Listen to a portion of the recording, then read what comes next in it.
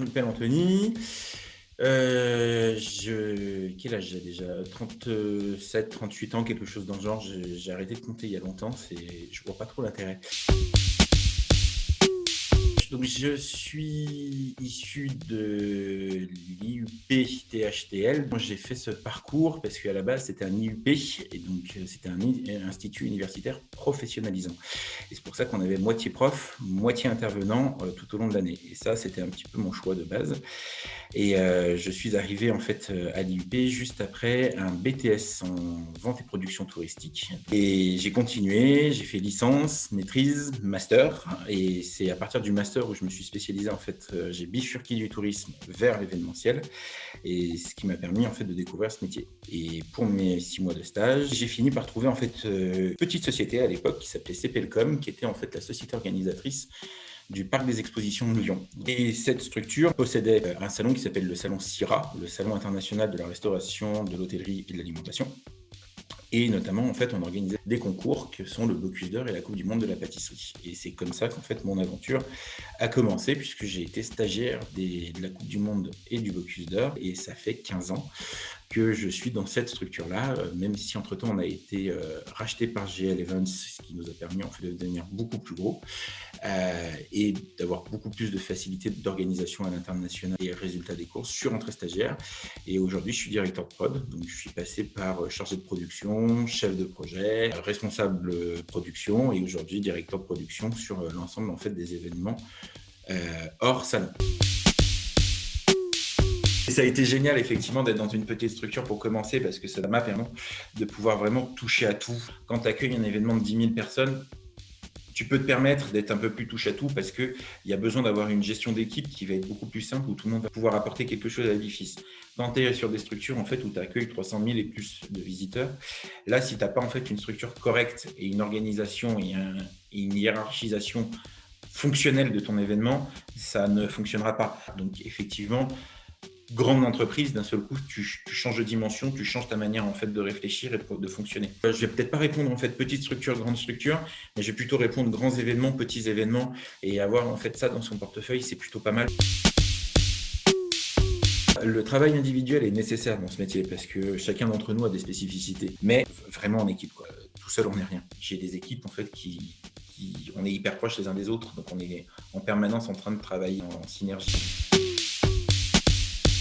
On ne peut pas travailler terrain si on n'a pas fait de bureau avant. De toute façon, si tu n'as pas ton filage et si ton filage n'est pas d'équerre, tu n'y arriveras pas. Forcément, je suis un énorme fan du terrain. J'ai toujours une espèce d'impression de me réaliser sur un événement, mais il n'en empêche pas moins que effectivement, tu ne peux pas ne pas y aller sans être préparé avant.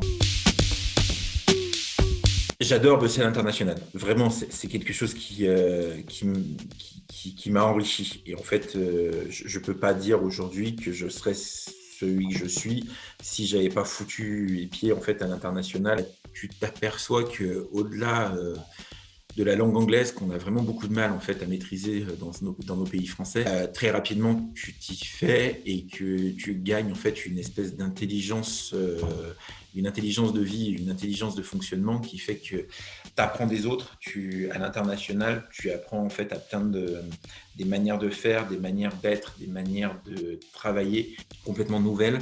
Après, travailler en national, il y a toujours en fait ce côté où c'est cool parce que l'entre-soi aussi a de l'intérêt, parce que même de destination à destination, par exemple entre Lyon et Paris, ben, on ne travaille pas de la même manière. Mais ça a plutôt en fait un intérêt de pouvoir perfectionner certaines techniques, c'est-à-dire que tu vas aller chercher, tu vas prendre plus de risques parce que tu es sur un territoire national et que tu vas pouvoir te permettre de voir plus de travail en finesse.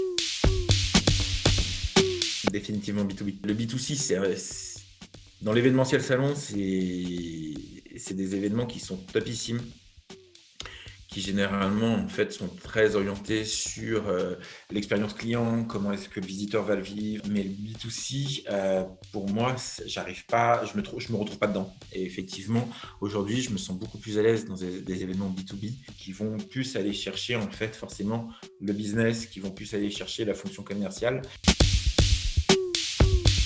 Il y a tout en fait sur le Syrah, c'est assez drôle. On a eu des naissances, on a eu des décès. Il y a eu un camion de candidats qui s'est retrouvé sous un pont, qui a fallu découper à la scie circulaire pour pouvoir le sortir.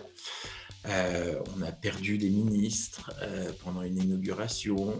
Et c'est vraiment une ville et en fait, on a tout ce qui va avec. Après, effectivement, on a eu des expériences de vie où on a des princes et des princesses qui débarquent sur le Syrah parce que forcément, comme on a des concours, bah, ils viennent encourager les pays parce que clairement, un pays qui gagne le Bocuse d'Or ou qui gagne la Coupe du Monde, bah, il y a une vraie légitimité, il y a une vraie communication qui se met en place dans le pays. On a eu des princes et des princesses qui ont débarqué sans prévenir. Et c'est-à-dire que bah, un prince et une princesse, tu peux pas les accueillir.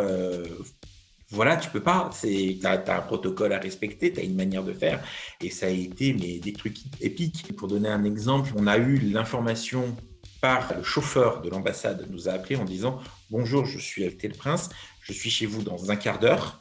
Je suis avec le prince, sa femme et l'intégralité de son board d'organisation. Merci de nous accueillir. » Oui, très bien. Donc toi, bien sûr, tu as un événement quand même à faire tourner. Donc forcément, tu remontes les informations à ta direction en disant bah, attention, qu'est-ce qu'on fait? Et donc là, en fait, il y a une espèce d'enchaînement où on te dit bah, accueillez-le parce que clairement, en un quart d'heure, traverser le Syrah, c'est pas possible. Donc forcément, il va falloir que toi tu l'accueilles. Les types arrivent et là, tu te rends compte en fait que tu ne sais pas à quoi ce prince ressemble. Donc tu as 10 personnes en face de toi. Donc déjà, tu élimines en fait les femmes, parce que forcément on dit que c'est un prince. Et là, par contre, tu te retrouves en fait avec des gens qui sont habillés avec plein de breloques. Tu te dis, on n'a peut-être pas déguisé le prince. Par contre, tu le vois à côté d'une autre personne qui semble un peu bien habillée. Tu te dis, bon, bah écoute, j'ai une chance sur deux, quoi.